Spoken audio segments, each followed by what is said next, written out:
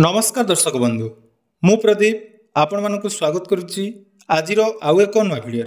तो दर्शक बंधु राज्य सरकार तरफ गोटे बहुत बड़ खुशीर खबर जोटा कि राज्यर राशन कार्ड हिताधिकारी मानू अतिरिक्त 5 केजी चाउल जहाँकि राज्य सरकार तरफ प्रदान कर घोषणा कर तेणु राज्य सरकार खाद्य एवं खाउटी विभाग बा जुगाण विभाग तरफ गोटे बहुत बड़ इंपोर्टाट अपडेट बर्तमान आसी राज्य में 19टी जिलार राशन कार्ड हिताधिकारी मानू वर्तमान परिवार पिछा 5 केजी अधिक चाउल प्रदान कराने जहाँकि मुख्यमंत्री घोषणा करछंती पूर्वर मध्य एने आपण मानक पई किछि सूचना आसीथिला जो थे आपण मानक 5 केजी लेखाएं अधिक चाउल प्रदान कराजिबो निमंते मंत्री मध्य सूचना देथिले किंतु आजिठा गोटे बहुत बड़ इंपोर्टाट अपडेट मध्य सामना को आसीछि तो आपण मानक पई जो अपडेट टी वर्तमान रही जे नूतन राशन कार्ड जो माने आवेदन करचंती बा पूर्वरु जदि आपण मानक पाखरे राशन कार्ड रही ताले राज्य सरकार आउ 5 केजी अधिक चाउल जाकी परिवार पिछा प्रदान करिया पई जाउचंती।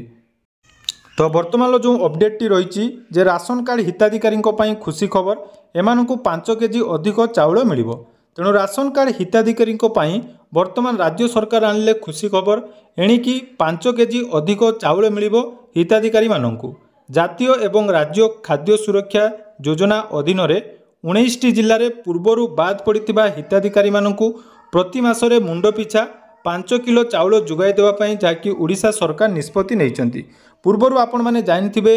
आम राज्यर किछि जिला को जहाँकि 3 मास अग्रिम 5 केजी लेखाएं अधिक चाउल प्रदान करा जायतिला किंतु वर्तमान आउ 19टी जिला को एथिरे सामिल करा जायछि जो सेप्टेम्बर एवं नवेम्बर मास पर्यंत 3 मासर अधिक 5 केजी चाउल मिलवा पाई जाउछि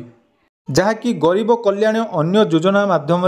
राशन कार्ड हिताधिकारी को प्रदान करा जिवो तेणु खाद्य जुगाण एवं ग्राहक कल्याण विभाग द्वारा जारी कर जायतिबा एक निर्देश अनुजाई जातीय खाद्य सुरक्षा आईन अंत्योदय अन्न योजना एवं राज्य खाद्य सुरक्षा योजना माध्यम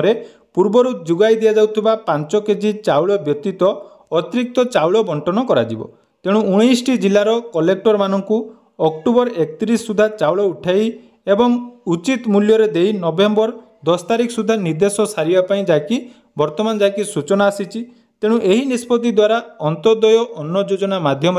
आसुथिबा 8.28 लाख परिवार समेत 70.47 लाख रु ऊर्ध्व परिवार प्राय 2.40 कोटी व्यक्ति उपकृत होगापाई जाउचंती तेणु प्रत्येक अंत्योदय परिवार जो माने पूर्वर 35 केजी चाउल पाउथिले एबे 3 मास पई सेमाने 40 केजी चाउल पाइबे ठीक सही भली मंत्री जाकि कहिथिले